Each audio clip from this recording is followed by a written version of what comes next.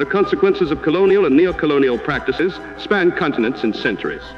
Today, it is evident that the legacy of colonial ambitions is undermining a just and equitable international system and exacerbating socio-political and economic pressures faced by societies suffering from a colonial past.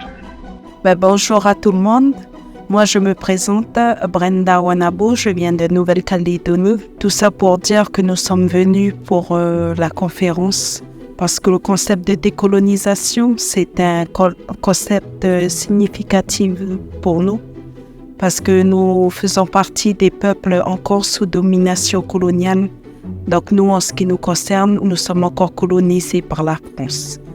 Ceci, comme d'autres pays, bien sûr. Et tout ça pour dire que quand on parle de décolonisation et de société, on peut dire que dans toute société colonisée, on a encore les marques de la domination coloniale. Aussi, on a l'exemple des pays africains, des pays qui ont pu, grâce à leurs efforts, pouvoir sortir du joug colonial, ce qui n'est pas le cas de la Nouvelle-Calédonie, et c'est pourquoi on se bat chaque jour, on essaye de pouvoir faire passer les messages dans le monde entier et pouvoir justement gagner notre indépendance. Merci. 1955, 29 Asian and African nations assembled in Bandung, Indonesia, to discuss prevalent issues of the volatile period, among which decolonization remained central.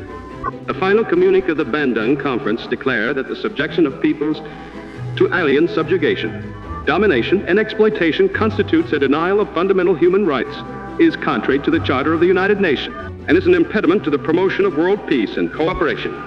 Anti-colonial principles such as justice, self-determination, equality, and non-interference were also embodied in the Bandung Principles adopted at this historic conference. Since its early days, support for the independent struggles of colonized nations, as well as newly emerging states, was among the leading objectives of NAM. Following its establishment, tens of new nations in Africa, Asia, and Latin America gained independence in the 1960s. Unfortunately, the echoes of the colonial legacy still reverberate in the existing and resurfacing social, political, and economic challenges. In light of this web of shared challenges, the role of youth as agents of change cannot be understated. Bonjour, je me présente pour Alex. Je viens de la Nouvelle-Calédonie et je suis accompagné de Brenda pour pouvoir représenter la jeunesse activiste du pays qui milite depuis un certain temps déjà suite à les événements qui ont dû suivre la colonisation sur le pays. Pour aussi de sensibiliser nos jeunes, la nouvelle génération, pour pouvoir mettre en place les actions qu'il faut pour essayer de changer les mentalités suite à la colonisation, les traumatismes de la colonisation.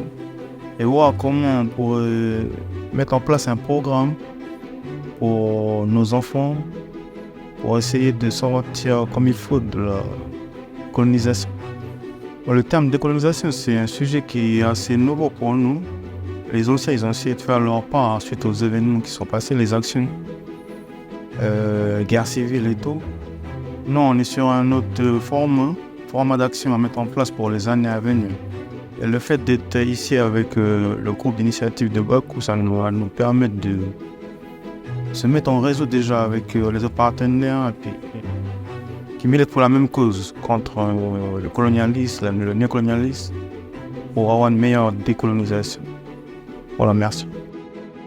Privatization represents an integral part of the initiatives set forward by the Republic of Azerbaijan during its chairmanship to the NAM-aligned movement. The Baku Initiative Group, an international non-governmental organization fighting colonialism and neo-colonialism, was also established during the Azerbaijani chairmanship within the framework of the ministerial meeting of the Coordination Office of the Non-Aligned Movement in Baku, Azerbaijan.